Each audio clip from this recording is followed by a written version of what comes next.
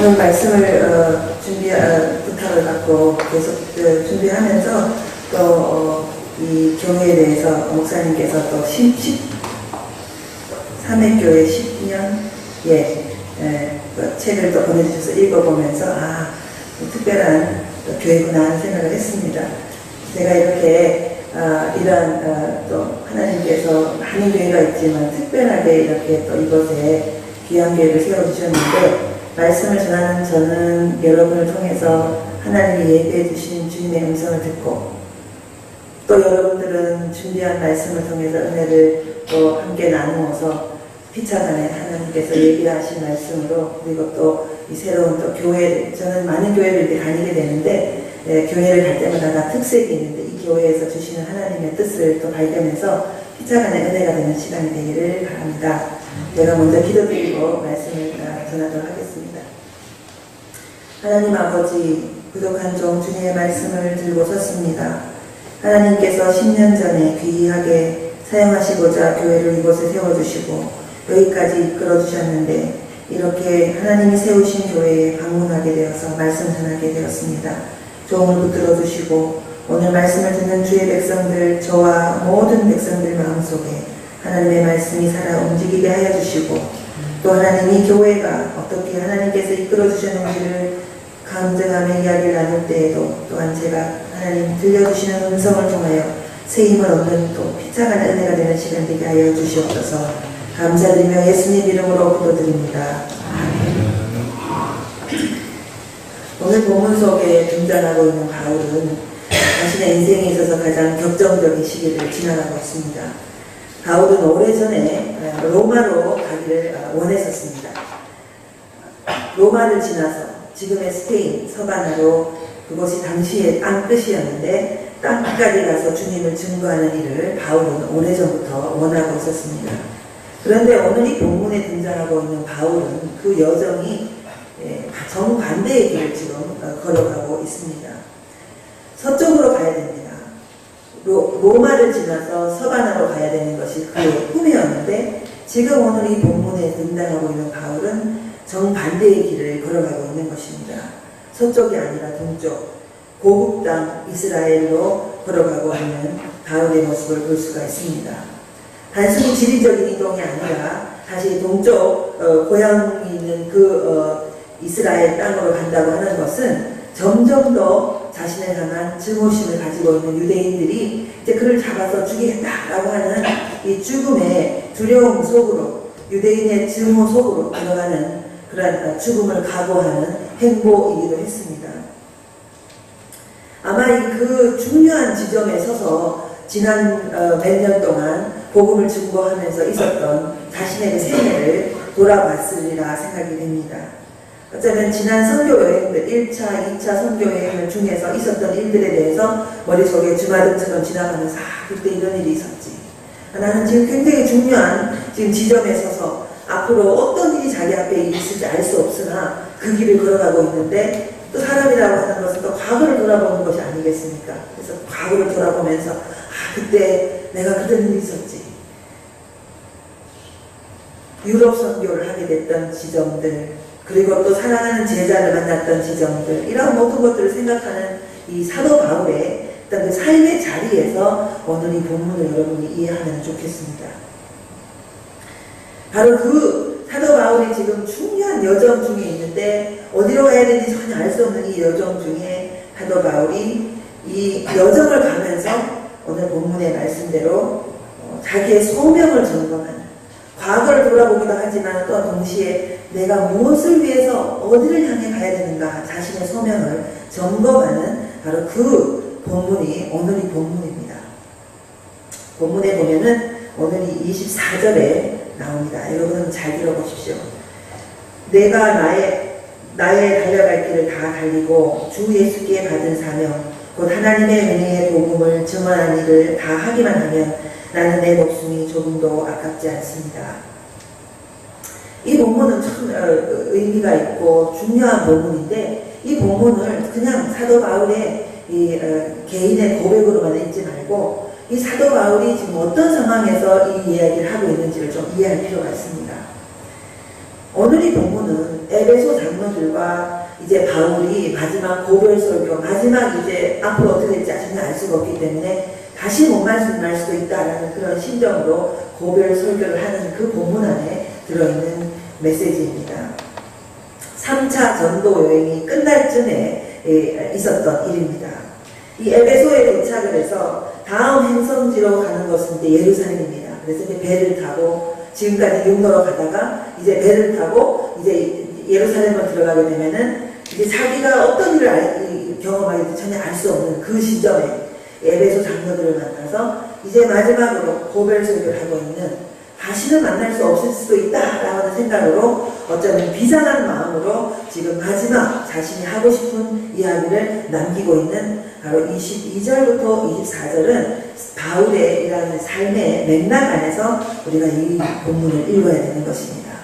사도 바울이 어떠한 삶을 살고 무엇을 향해 가고 있고 어떠한 삶을 앞으로 나가야 되는지에 대한 이 사도 바울의 삶의 자리에서 이 본문을 읽으면 이 본문은 그냥 흘려 들려지는 본문이 아니라 아주 간절하게 들릴 수가 있습니다. 이 위대한 고백을 아주 무미건조한 본문에 있는 이 본문 이야기를 그냥 무미건조한 독백으로 읽어서는 안 되는 것입니다. 사랑하는 성도이고 전도의 열매가 되는 장로들과 아쉬운 이별을 하면서 자신의 미래를 주님께 온전히 맡기면서 진지하고 담대하게 자기의 생애를 주님께 다시 헌신하는 제 헌신의 본문이 바로 오늘 이 본문이 되겠습니다. 일사각오의 다짐을 24절에 하고 있는 것입니다. 바울의 선언에는 24절의 선언에는 두려움이 없을 수는 없지요. 두려움을 이겨내는 담대함이 있는 것입니다. 우리 모두는 다 우리의 미래를 두려워하지요. 바울도 자신의 미래가 주님 손에 달려있다는 사실을 믿고 담대함으로 이 시간에 두려움을 이겨내면서 선언하고 있는 것, 바로 그 메시지가 오늘 24절 본문입니다. 24절 본문을 바로 이 바울의 심정으로 다시 한 번 더 제가 여러분을 위해서 읽어드리도록 하겠습니다. 원래 이 성경 제가 말씀을 준비할 때는 옛날 성경 버전으로 준비했기 때문에 옛날 본문으로 한번 제가 읽어드리도록 하겠습니다. 잘 들어보십시오. 내가 달려갈 길과 주 예수께 받은 사명, 곧 하나님의 은혜의 복음을 증거하는 일을 마치려 하면은 나의 생명조차도 조금도 귀하게 여기지 아니한다. 이 본문은 저에게 아주 중요한 의미가 있는 본문입니다. 저는 20대 초반에 제 자신을 하나님께 헌신하면서 이 본문으로 하나님께서 나를 부르심으로 나는 내 자신을 헌신하겠다라고 결심했던 본문입니다. 저는 어린 나이에 그 당시에 이 세상에서 가장 좋은 삶이 무엇일까 생각을 하면서 무엇보다도 다른 삶도 많이 있지만 제 생각에는 고등학교 시절이었는데 가장 그래도 값진 삶이 내 자신을 주님께 헌신하는 삶이 가장 값지겠다는 생각을 하게 됐습니다. 그때부터 저는 신학교를 가는 것이 좋겠다 생각을 했지만 신학교는 아무나 가는 것이 아닌데 정말 주님께서 저에게 뜻이 있는가?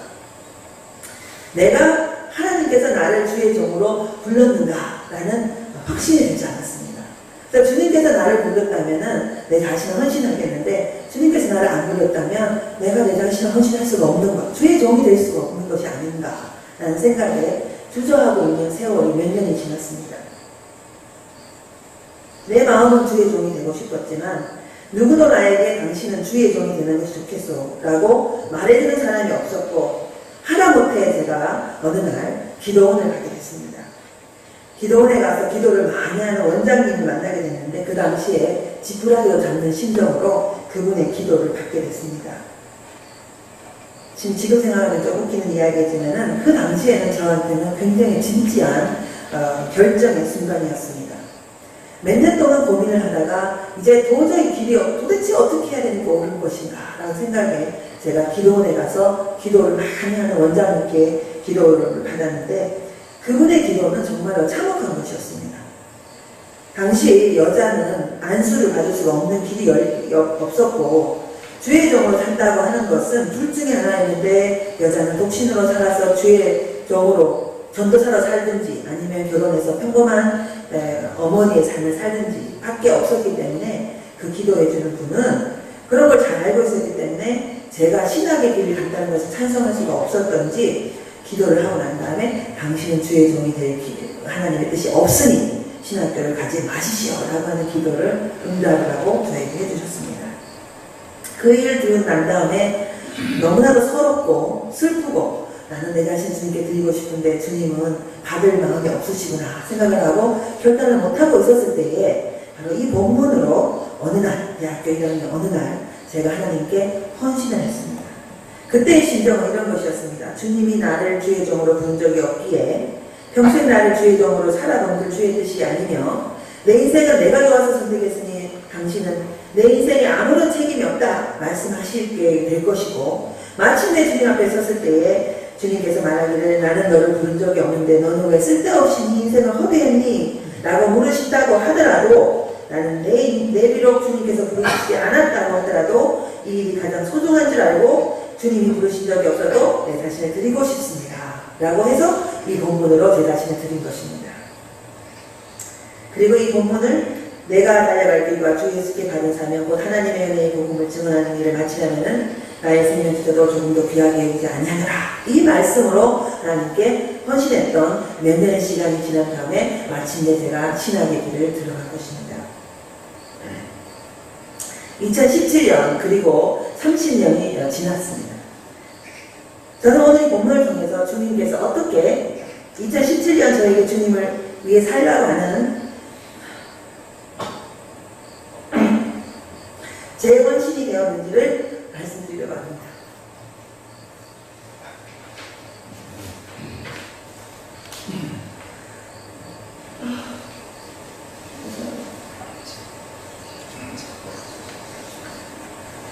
제가 이게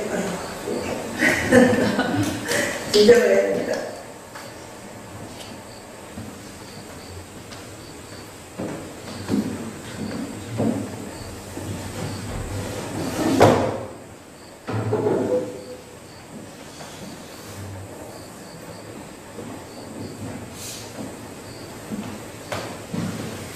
이상하게요. 제가 이제 말씀을 들으면 여러분들이 이해를 하실 겁니다. 제가 준비한 말씀을 좀 입력을 하겠습니다. 2002년 뜻하지 않게 장신대에서 교수로 일하게 되면서 이상 가족 생활이 시작됐습니다. 가족들 모두가 미국에 있었고 저는 가르치는 자로 소명을 따라 살기 위해서 방학이 되면 미국에 들어가 가족과 지내는 학기 중에는 한국에서 교수로 지낸 지 10년이 넘었고 당연한 것 같은 가족과 함께 행복하게 살아갈 일이 결코 당연한 것이 아니라는 함께 지내는 것만으로도 하나님의 은혜라는 사실을 저는 알게 됐습니다.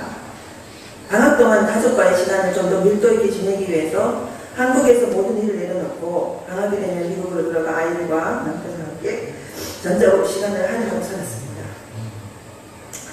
학기가 되면 한국으로 돌아와 홀로 교수 사역을 감당하며 주님이 제게 주신 소명을 따라 살기 위해 애를 썼습니다. 10년 동안 교수 생활을 지금은 15년 됐습니다. 계속해야 하는가 수없이 고민했지만 중도 포기하고 싶은 마음이 있었지만 그럴 때마다 힘이 들던 사람이 남편 목사였습니다. 남편 목사는 이민교회 특성상 사모의 목적 없이 개척교회를 하면서 힘들게 생활을 하고 트럭 운전을 했습니다. 새아이의 아버지로 또 주중에는 트럭커로 생활전선에서 치열한 삶을 살면서 주말에는 개척교회 목사로 지낸 지 몇 년이 지났습니다. 저는 한국에서 또한 저의 일을 꿋꿋하게 감당했고 여러분 중에는 제가 왜 그렇게 살았는가 의문이 들 수 있을 것입니다. 저도 왜 이렇게 살아야 하는가 의문이 들 때도 많았습니다.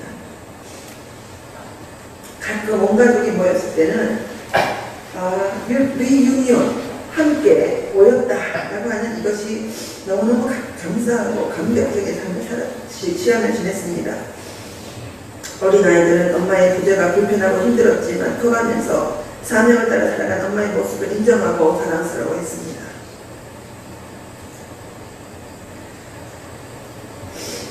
어느덧 10년의 세월이 지났습니다. 그러다가 10년이 지났는데 제 가정의 가장 큰 어려움이 작년에 찾아왔습니다. 11월 말에 작년 남편이 가난 말기 선고를 받았습니다. 가난 말기 선고를 받고 받아들일 수 없었고 멍한 상태였고 끔찍한 암병동에서 투병 생활이 시작이 됐고 2달 만에 하나님의 부르심을 받았습니다. 마지막 죽음을 다가오는 것을 느끼고 저와 아이들에게 유언을 했습니다. 우리 아이가 셋인데 큰아이에게는 우리 아이 동생들을 부탁한다고 엄마를 제끼고 엄마는 아이들을 좀 잘 돌봐라는 부탁을 하지 않아요. 유언으로. 그래서 마지막에 됐는데 첫째 아이와 둘째 아이, 셋째 아이 한 명씩 유언을 하더라고요. 그리고 마지막에 저를 향해서 저는 늘 남편이 저를 은경이 엄마라고 부릅니다. 은경이 엄마라고 부르지 않고 난데없이 박보경 목사 내 몸까지 묵혀줘 부탁을 합니다. 그것이 남편의 유언이었습니다.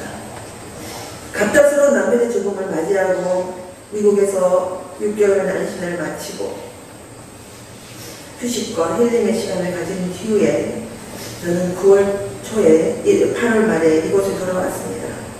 이번 한국으로 돌아오는 이 결정은 참 어려운 결정입니다. 막내가 아직 고등학생입니다. 대학을 아빠의 장례식이 끝난 바로 그 다음날 마음의 치유를 할 겨를도 없이 학교로 돌아가고 억지로 대학을 마무리해서 졸업을 하고 큰딸이 막내 동생을 돌보고 있고 둘째 아들은 대학을 들어가서 홀로 대학 생활을 하고 있고 저는 홀로 이곳에 돌아왔습니다. 우리 네 명은 다시 이산 가족이 되어서 한 명은 미국의 동부에, 두 명은 LA에, 저는 이곳에서 홀로서 일을 각자 하고 있습니다. 저는 오늘 쉽지 않은 제 인생의 여정을 보내고 있는 이 시점에 2017년 예루살렘을 떠나가고 있는 바울의 그 심정에 여러분들에게 말씀을 하는 것입니다. 장로들과의 이별이 내가 가고자 하는 그 길에 지금은 정반대의 길을 가는 것처럼 느껴지지만 미래를 전혀 예측할 수 없는 불안한 미래를 가고 있는 그 자신이 다시 한번 수년 전에 주님께 헌신했던 그 헌신의 마음으로 재헌신하고 있는 것입니다. 바울의 재헌신, 내가 달려갈 길과 주 예수께 가는 사명, 곧 하나님의 은혜의 복음을 증언하는 일을 마치려면 나의 생명조차도 조금도 귀하게 여기지 아니하노라 라고 하는 그 재헌신이 오늘 2017년 이 자리에 바로 제가 말씀을 증거하며 저의 재헌신이 되고 있습니다. 본문에 등장하고 있는 바울의 고백을 저는 한마디로 재헌신이라고 이야기를 했는데 재헌신에 대해서, 헌신에 대해서 하나님 여러분, 헌신에 대해서 오늘 조금 더 말씀을 생각해 보고자 합니다. 주님께 헌신한다 라고 하는 것은 현실을 부정한다는 의미가 아닙니다. 현실을 너무나도 최선을 다하는 것입니다.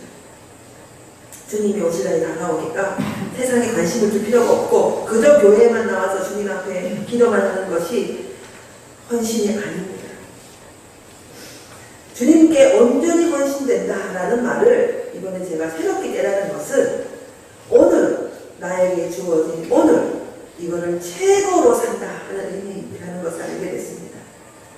지금 오늘 내게 주어진 이 날을 가장 최고로 성실하게, 최고로 멋지게, 최고로 헌신하게 살아가는 하루를 만드는 것, 그것이 오늘 바울이 그리고 오늘 여러분에게 제가 드리는 바로 헌신의 도전입니다. 오늘 바울의 본문에 보면 바로 이 오늘 최선을 다한다라는 의미가 본문 이 전체 이 설교 안에 들어 있습니다. 그게 뭐냐면 바로 거리낌 없이라는 단어입니다. 고별 설교를 전부 다 처음부터까지 한번 읽어보시면 바울이 반복적으로 쓰는 단어가 몇 개가 나오는데 그것 중에 하나가 나는 거리낌이 없다라는 말입니다. 내가 여러분에게 거리낌이 없을 정도로 최선을 다했고 내가 하나님께 거리낌이 없을 정도로 내게 주어진 최선을 다했습니다 라는 말로 그는 내 자신에게도 거리낌이 없을 정도로 나는 최선을 다했습니다 라는 말로 거리낌이 없다라는 말을 쓰고 있습니다. 참 어려운 일이었지만 제가 이 설교 때 잘 아는데 오늘 이상하게 감정이 울컥한 것 같습니다. 남편의 갑작스러운 죽음을 통해서 참 많은 것을 배웠는데 그 중에 하나가 세상을 대하는 방식이 바뀐 것입니다. 그게 뭐냐 하면 갑자기 하늘나라를 가버리니까 사람의 미래는 전혀 알 수 없다는 사실을 알게 됐고 오늘 내게 주어진 이 하루가 정말로 중요하구나 하는 것을 깨달은 것입니다. 오늘 최선을 만들자. 오늘 거리낌 없이 내게 주어진 내 마음에 하나님을 향해서 나 자신을 향해서 세상을 향해서 거리낌 하나도 없을 정도로 오늘을 만들자 라는 사실을 알게 된 것입니다. 가장 진하게 살자는 의미고 그것이 무엇이든지 내게 주어진 학업이든지 내게 주어진 가르치심이든지 내게 주어진 목회이든지 내게 주어진 가정이든지 내게 주어진 무슨 일이든지 간에 최고로 최대로 주님께 헌신하는 삶인데 여기에서 가장 중요한 태도가 무엇인지 제가 배운 것인데 그것은 오늘을 살 수 있게 해주신 하나님께 감사하는 삶입니다. 감사하는 삶만큼 하나님의 임재를 충만하게 누리는 삶이 없습니다. 사실 감사하기 힘든 삶이었죠. 그렇지만 놀랍게도 그 마음을 알게 해주시고 하나님 이만해도 감사합니다. 이만하게 이겨낼 수 있어서 감사합니다. 그래도 내가 하나님을 알게 해서 감사합니다. 내가 목사리 이런 어려울 때에 목사의 저를 하나님을 믿는 사람답게 대체해낼 수 있으니 감사합니다. 감사가 마음속에서 우러나오더라고요. 슬픔 중에서 감사가 생기는 것을 제가 배울 수가 있었습니다. 작년 12월 23일 날 남편이 암병동에서 투병한 지 한 달 만에 급속도로 몸이 쇠약해져서 일어나지 못하는 상황이 됐고 당시에는 한국에 있었고 급하게 미국에 아이들이 있었기 때문에 아이들을 불러서 크리스마스 방학 기간에 이제 가족들이 모였습니다. 우여곡절 끝에 12월 23일 처음이자 마지막으로 어렵게 병원에서 하루 외출을 허락받아서 5명의 식구가 완전체가 되어서 저희 집에서 그때 이후 마지막이 됐습니다. 저녁을 먹었습니다. 엄마의 마지막 그리고 아빠의 축복 기도와 함께 된장찌개와 계란찜, 소박한 반찬으로 저희 식탁에 집에서 둘러앉아서 5명이 모였습니다. 아빠가 자녀들을 위한 식사 기도를 합니다.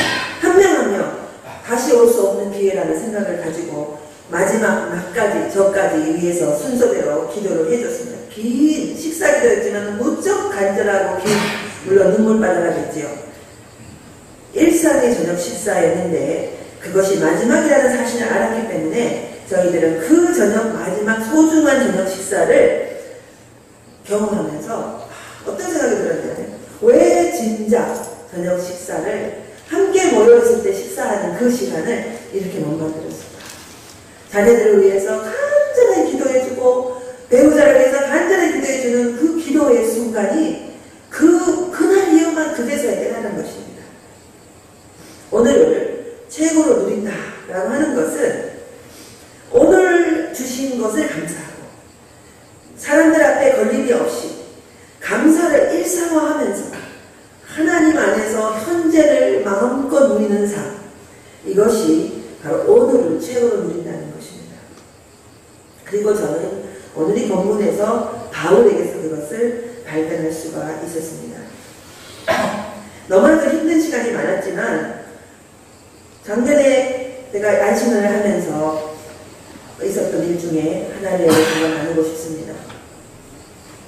남편이 2월 12일 하늘나라를 갔는데 남편이 교회를 개척하고 한 10명 정도의 성도들이 모여있는 여기에 한 요 정도 자리도 되지 않는 작은 교회에 너무나 저 작은 장소에 남편이 교회를 개척하다가 하늘나라 갔고 그 뒤를 이어서 친구 목사가 교회를 이어가는데 그곳에서 예배드리는 것이 참 쉽지가 않았습니다. 왜냐하면 그 남편의 손길들이 보니까. 그렇지만 제가 6개월 정도 미국에서 계속적으로 지내야 되는 상황이었고 그 교회 예배를 드렸는데 4월달 부활절 날이 되었는데 부활절 날 목사님께서 나보고 설교를 하는 것입니다. 처음으로 제가 남편이 하늘나라 간 이후에 첫 번째 제대로 된 설교를 그 부활절 날 부활절 설교를 하게 됐습니다. 그 설교를 하는데 제 마음속에 목사님께서 이번에 누구보다도 어떠한 순간보다도 의미 있는 부활절에 설교가 되지 않겠습니까? 그래서 제가 설교 중인데 다른 사람들보다 제 자신에게 큰 은혜를 받았습니다. 아, 이런 거구나. 내가 부활 신앙을 믿는다고 하는 것이 이런 거구나. 말씀 준비하면서 말씀을 선포하면서 제가 원래 은혜를 받았는데 눈물이 나지 않고 희망적으로 하나님이 부활의 날 다시 만날 날을 기다리면서 오늘 나는 부활을 삽니다. 주님 다시 만날 날 하늘나라 갔을 때에 남편을 다시 만나서 내게 주님 당신이 나에게 맡긴 그 두 개의 목까지도 목양의 길을 내가 끝까지 감당했습니다 라고 다시 만나라를 기대하며 내가 설교를 했어요. 설교를 한 다음에 제 앞에 앉았던 권사님께서 연로하신 권사님 80이 넘은 권사님께서 제가 올까봐 그분이 그러고 다 같이 이제 지금 2달도 안 지났으니까 얼마나 슬픕니까? 그런데 울지 않고 설교를 다 하고 갔더니 끝난 다음에 설교가 끝난 다음에 저를 찾아오셔서 목사님 설교가 어떻게 그렇게 당당하게 잘하셨습니까? 은혜를 받았습니다. 이런 말씀을 하세요. 제가 감사합니다. 근데 저도 제 스스로 제가 왜 이렇게 멀쩡한지 모르겠습니다. 했더니 그분께서 하시는 말씀이 기도를 참 많이 하시는 분이신데 하나님께서 이 어려운 일을 견뎌내시기 위해서 목사님을 발에 땀도 되지 않게 안아서 다 품고 있는 그러한 감동을 받았다라는 말씀을 하시는 것을 듣고 내가 여기서 희망을 찾고 하나님을 의지할 수 있는 마음의 용기가 일어나는 것은 내 일이 아니라 하나님이 주시는 힘이었구나 하는 것을 알게 됐습니다. 사랑하는 여러분, 저는 이 감사의 삶이라고 하는 것, 감사를 일상화하고 오늘 현재를 살아간다고 하는 것, 죽음조차도 흔들림 없이 우리를 두렵게 하지만 그 두려움을 이겨내고 당당하게 충만하게 오늘 산다고 하는 것은 하나님의 능력으로만 가능한 일입니다. 그렇기 때문에 이것은 내 힘으로 하는 것은 아닙니다. 주님께 온전히 내어드리고 하나님 나를 다시 한번 주님이 원하는 삶을 살겠습니다 라고 말할 때에 주님께서는 우리를 사용하시고 우리를 붙드시고 목사가 되는 길만이 하나님이 사용하시는 길이 절대로 아닌 거 여러분 잘 아시리라 생각합니다. 여러분 모두가 여러분의 삶 속에서 하나님이 함께하는 삶, 그래서 저 사람에게는 하나님이 함께함으로 거룩한 아우라가 뭔가 모르겠는데 하나님이 함께하는 삶이 그의 삶 속에 그의 언어 속에 그의 태도 속에 등장한다라고 하는 바로 그러한 모습을 우리 안에 당당한 성령의 충만함이 하나님의 임재가 있는 삶, 이 삶이 바로 제 헌신을 끊임없이 하는 삶의 바로 모습이 아닌가 생각합니다. 사도행전 20장 22절에서 24절은 2017년 저에게 새로운 살아있는 레마의 말씀으로 저에게 다가왔고 저는 살아있는 주님의 말씀이 있기에 좌절하지 않고 울지 않고 당당하게 미래를 향해 하나님이 나에게 뜻하신 뜻을 이루며 살아가기로 결심했습니다. 바라기는 이곳에 있는 여러분 모두도 저는 여러분의 개인적인 스토리도 상황도 전혀 알지 못합니다. 그럼에도 불구하고 제가 이렇게 제 마음을 이렇게 열어서 간증을 하는 이유는 하나님이 살아계시고 그 저의 삶 속에 계셨던 슬픔 속에서도 하나님이 함께 하신다는 그 사실을 깨닫게 하신 하나님께서 여러분의 삶 속에서도 헌신하는 자에게 응답하신다는 사실을 알기 때문에 여러분에게 전하는 것입니다. 오늘 이 예배를 통해서 새롭게 적용되는 레마의 말씀으로 여러분의 마음을 우리 주님께서 비추시기를 간절히 바랍니다. 온전히 주님께 헌신하는 것은 과거형이 아닙니다. 과거 어느 시점에 여러분이 하나님께 헌신했던 것, 그것은 과거이고 재헌신, 지금 현재 진행형, 오늘 이 순간 내 자신을 재헌신함으로써 주님께서 요청하시는 여러분의 삶을 통해서 하나님이 원하시는 헌신이 무엇인지 깊이 늦게 묵상하시고 성찬에서 주님의 음성을 듣는, 그리고 그 음성을 통해서 실천하는 저와 여러분 모두가 되시기를 간절히 바랍니다. 기도드리겠습니다. 하나님 아버지, 부족한 종이 말씀을 증거했습니다. 주님께서 잘못된 말씀을 가려주시고 꼭 전하기 원하는 주의 말씀만을 전달되게 하여 주시고, 이곳에 주님의 말씀을 듣는 주의 백성들 우리 모두에게 하나님의 한량없는 은혜와 하나님의 돌보심과 위로하심과 세임 주심을 경험하는 시간 되게 하여 주시고 감사드리며, 오직 주님을 향하여 주님을 위하여 재헌신하는 우리가 되게 하여 주시옵소서. 감사드리며 예수님의 이름으로 기도드립니다.